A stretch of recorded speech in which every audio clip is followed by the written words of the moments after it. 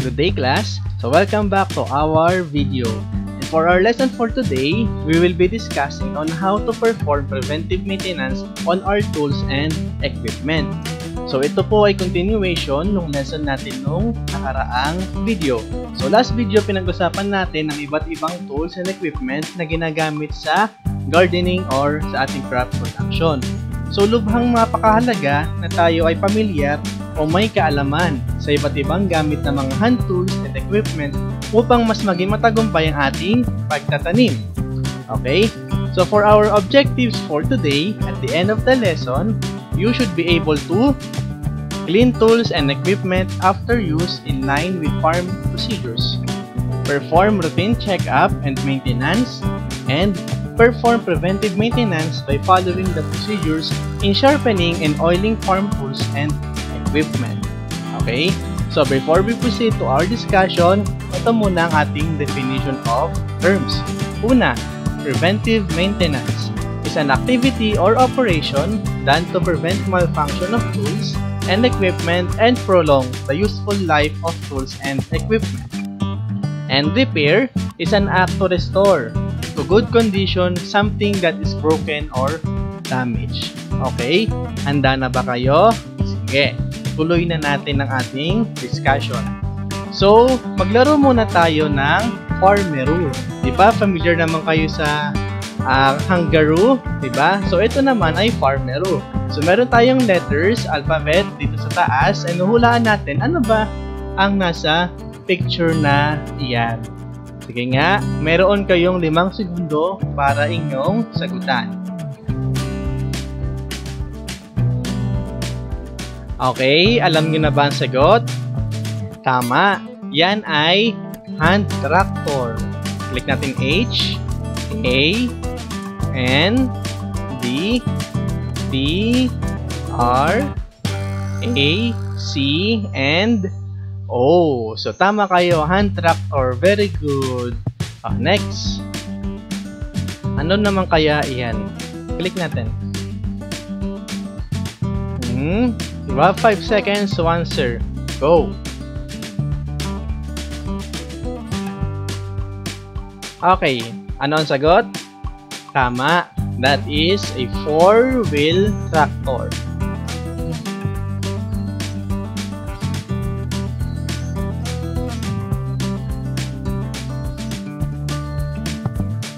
Track and O. Okay. So that is a 4-wheel tractor. Last one. So we have this. Ano kaya ang tawag diyan?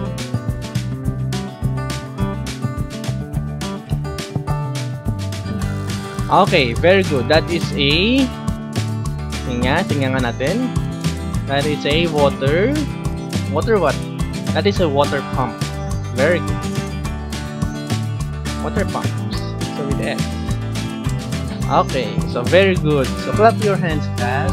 Okay. So ano ba meron sa mga yan? Diba?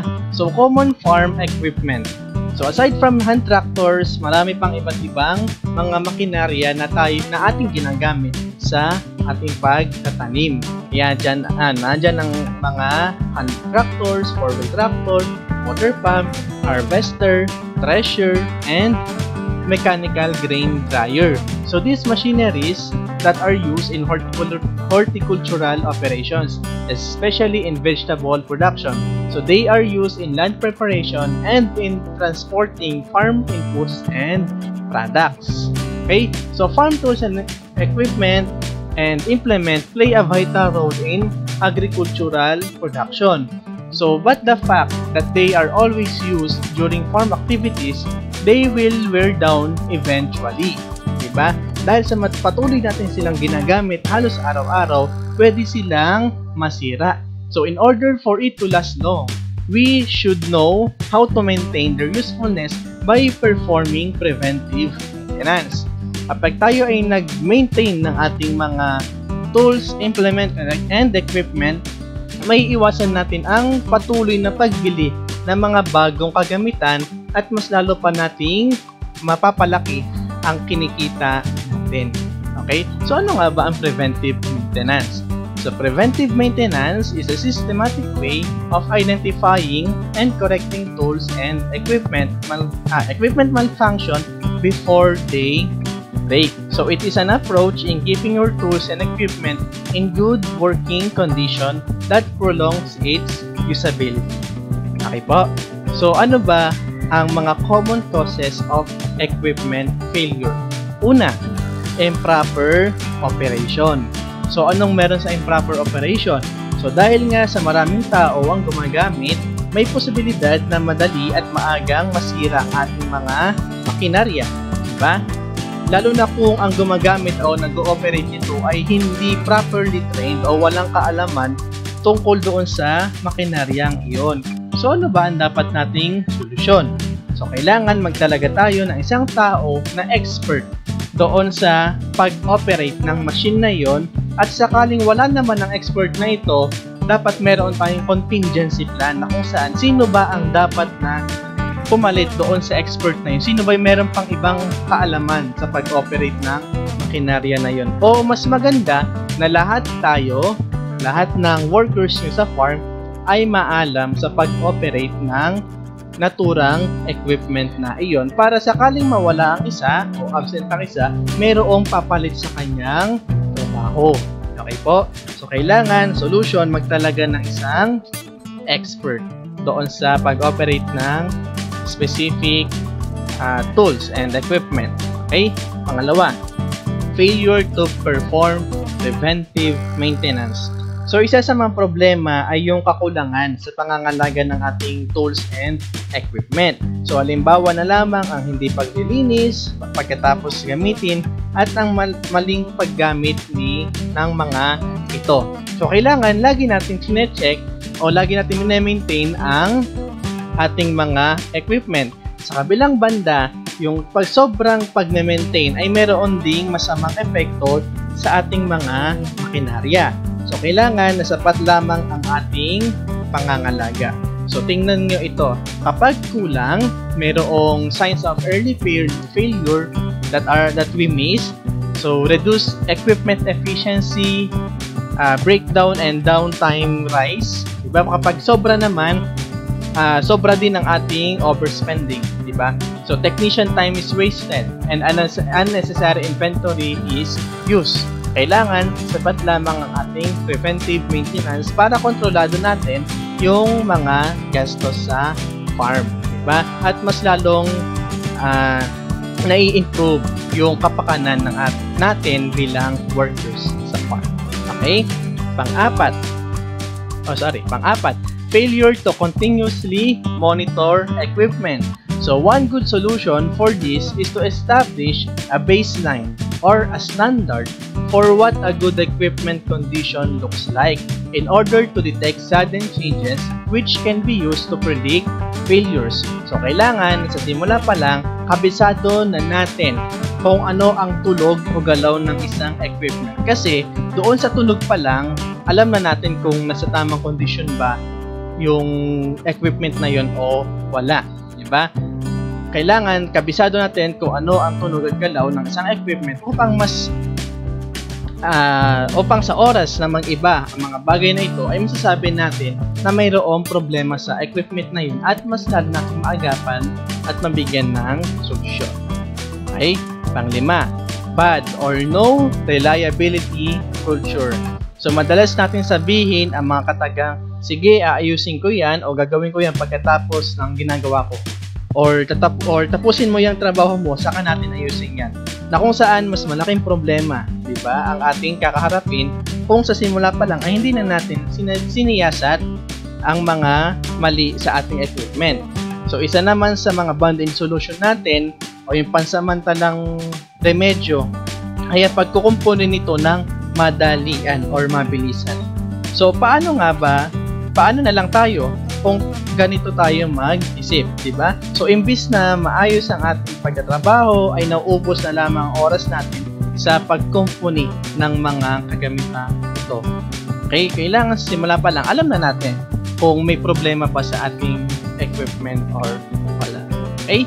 Pang-anim, insufficient protection from the weather. Ang hindi tamang paggagarahe na mga machines natin ay may masamang epekto rin, lalo na't ang ating bansa, ang ating lugar ay at ang ating klima ay pabago-bago. Uulan, araw, maaaring yung mga equipment natin magkaroon ng kalawang, hindi siya gumana ng tama, diba? Matuyo ang coil, ang langis sa ating makina, diba? Yung mga bagay na iyon. At hindi tumakbo ng tama ang mga equipment na iyon. Okay? So, ano ang bottom line? Bottom line dito, kailangan mayroong trained operators, kailangan tama ang schedule ng ating preventive maintenance, at meron tayong reliability culture na kung saan ito ang ating susi para maiwasan or kung hindi man ay mabawasan ang pagkasira ng ating mga equipment. Malinaw po ba? So, tatandaan natin ang mga bagay na iyan. Okay? So, next, common pre-operative check-up of equipment. Una, sa checking of tractor before operating. Yan ay halimbawa ng isang 4-wheel tractor. So, ano ba ang dapat natin gawin bago tayo magsimula? Check the tires. Tingnan nyo kung flat, kung nasa tamang pagkakakapit pa, hindi ba siya maluwag. Next, yung windows. Diba? Wala naman siyang window. Pero merong mga equipment, machineries na kagaya nito na kung saan merong salamin. Okay? So, tingnan nyo kung may crack na ba or wala pa. And, laging lilinisin. Diba? Ang sasakyan natin, ang mga bintana, windshield, lagi natin nilinis. So, ganun din sa ating tractors. Seat position and seat belts. Kahit ano mang sasakyan na mayroon ka, kailangan laging nakasuot ang seatbelt. Check nyo kung tama ba ang position ng mga ito. Brakes, diba? Kahit nasabihin natin na sa farm lang tayo, syempre kailangan pa rin natin ng preno. Ito ba ay gumagana or hindi?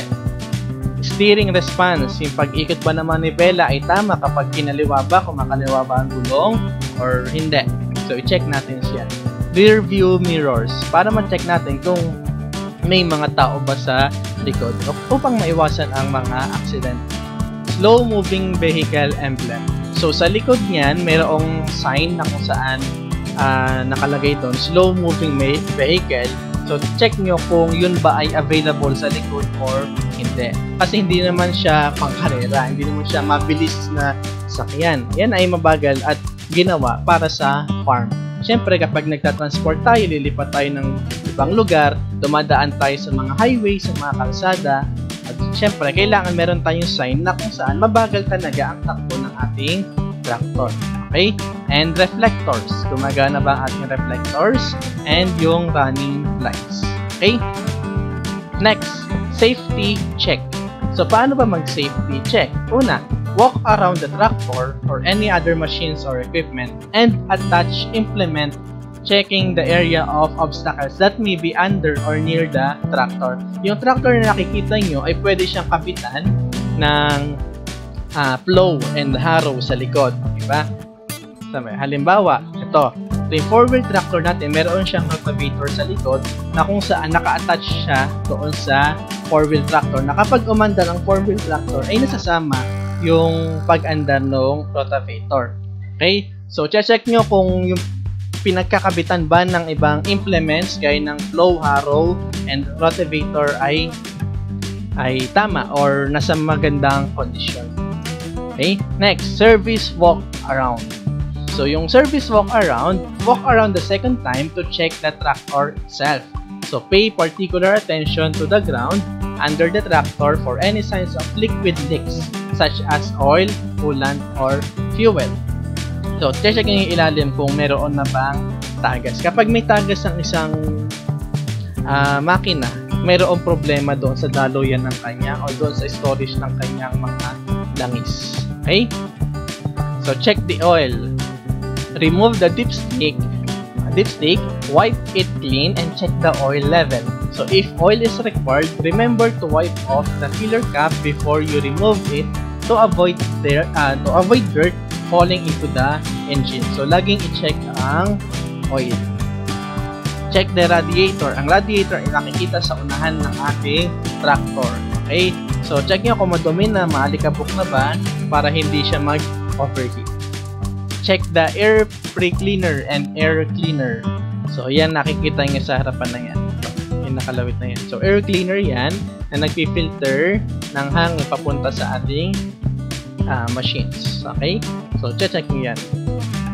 Check the fuel level. Siyempre naman, kahit ang sasakyan, ay hindi natin siya magagamit ng maayos kung kulang yung langis. Kulang yung gas sa ating sasakyan. So, check nyo kung kailangan nyo na bang magpakarga or hindi pa. Okay? So, check the fire extinguisher. Kahit yan ay nasa farm, yan ay tumatakbo, kailangan meron pa rin tayong fire extinguisher na kung sakaling tayo ay nagpapagkarga ng gasolina at magkaroon man ng problema o mapoy, so madali natin siya makukuha. Siguraduhin natin na madaling ma-access o madaling natin makita at makuha ang ating fire extinguisher. Okay? Any noted defects should be corrected immediately. This can affect performance and your safety. Tandaan nyo iyan. Sa simula pa lang, kailangan alam nyo na kung meron bang sira or wala ang ating mga equipment. Okay? So, how to clean your tools and equipment? Paano ba natin lilinisin ang tamang paglilinis ng mga hand tools and equipment natin? Okay? So, it will be a lot easier to use if you take a few minutes to knock some of the rust off the blades of these tools. Kailangan sa simula pa lang, syempre, kailangan tinatanggalan na natin siya ng mga kalawang. Diba? Tanong ko nung nakaraang video, magagamit nyo ba na maayos ang isang equipment o isang tool kung ito ay sira-sira na, kung ito ay puno ng kalawang? Syempre naman, hindi. Kailangan bago tayo mag-operate sa farm, bago tayo kumilos, check muna natin at linisin ang ating mga hand tools. Especially yung merong mga cutting blades. Gaya ng bolo, gaya ng shears, iba yung mga panghukay natin, spade, shovel, okay? So, grab hook, kailangan natin double check kung yan ba ay kinakalawang na or hindi. Next, it is a good idea to keep a large whetstone in your shop. Ang whetstone yung panghasa. Okay? A whetstone is an ideal tool to use to keep all of the cutting edges of your garden tools honed. Okay? So, pagkatanggal ng kalawang, kailangan hasain mo ng tama at maayos ang iyong bolong o kung ano mang tool na meron ka. Okay? Para mas lalong maganda ang kalabasan o maging resulta ng inyong trabaho. Diba? Kung yan ay mapurol, mas lalo kang mahihirapan at pwede ka pang ma-aksidente. Lalo na kung nagtatanggal ka ng mga branches ng trees tapos gamit mo bolo, mapurol. Diba? So, may posibilidad na magkaroon ng aksidente. Okay? Next. So, clean accumulated rust and dirt off all metal surfaces with a wire brush. Makikita nyo yan ay sample ng isang wire brush. So, remove stubborn rust steel using steel wool. Okay? So, sa rust o sa kalawang, pwede natin gamitin yung panghasa at yung wire brush para mawala. And then, pwede rin tayong gumamit ng steel wool. Okay? So, use some lubricating oil into the joints of most garden tools to work properly and prevent the formation of rust. Okay? So, makikita nyo, iyan ay halimbawa ng panggamas, diba? So, para siyang gunting na kung saan sa gitna, meron tayong tinatawag na joints.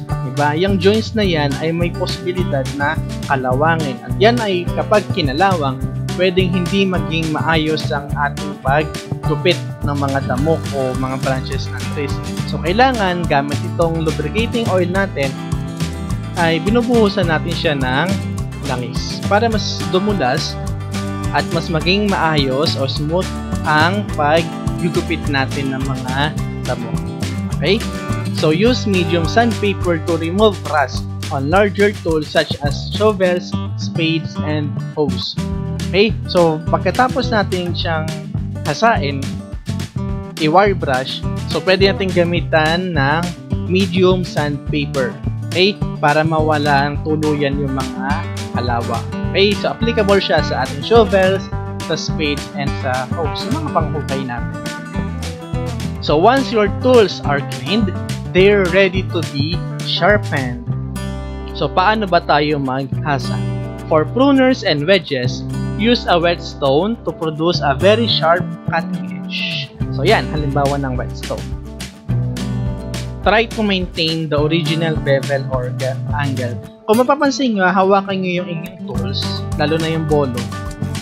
Meron kayo makikita doon sa cutting edge niya, diba? Na parang patulis, diba? Simulan nyo sa taas, then pakiramdaman nyo pababa doon sa kanyang cutting edge, papaliit siya, panipis, diba? Yun yung original na bevel or angle nung ating bolo. So, kailangan kapag tayo ay naghahasa, ma-maintain natin yung original niyang itsura para hindi masirang tuluyan. Okay? Next, so rub the sharp edge of the blade toward the stone in a curved motion as if you were trying to shave off a thin slice from the stone. So, pag naghahasa tayo, kailangan pa labas, pa away from our body. Diba? Palayo sa katawan natin. Okay? And dapat lagi siyang naka-diagonal na position. Hindi pwede yung straight lang. Okay? And kapag tayo ay mag-sharpen, kailangan hindi yung atras abante. Kailangan abante ng abante. Okay? The next.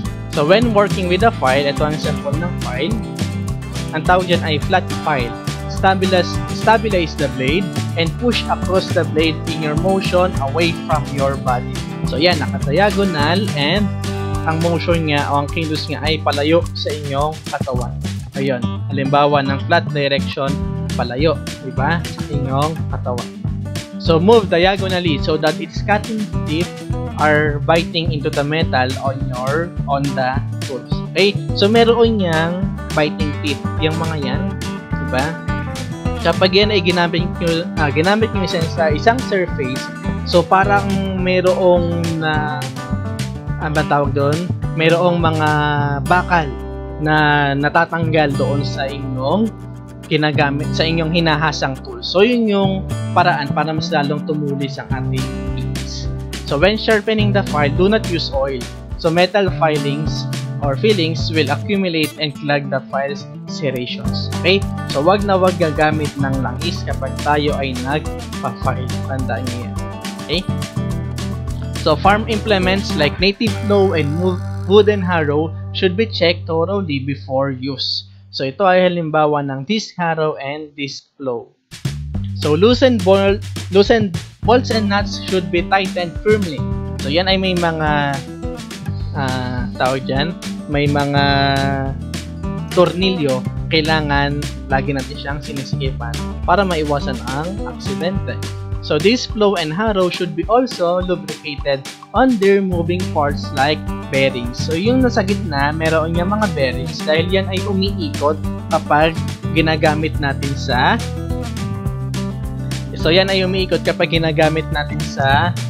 farm. Diba? So, tractors should be tuned up very well by skilled operator, check their oil, lubricant, and tooling system. Okay? So, tools that are worn out should be separated and be fixed immediately to avoid accident. Laging yung tatandaan na ang safety ng isang farmer ay nagsisimula sa kanyang sarili. Baliwala ang ganda ng kanyang tools and equipment kung siya mismo ay hindi handa, siya mismo ay hindi nakakondisyon sa kanyang trabaho. So, tatandaan nyo na a good working condition, as a good working tools and equipment plus an able worker equals to safety. Okay po? So, bago tayo magtapos, iiwan ko sa inyo ang isang kataga mula kay Ivan Thomas. Sabi niya, as a farmer, you learn quick. You don't get anything that you don't work hard for. Okay? So, yun lamang po ang ating discussion for today. Sana may natutunan kayo. Kung may questions kayo, i-comment ko lang sa ating comment box. Okay? So, goodbye. See you on our next video. Bye-bye!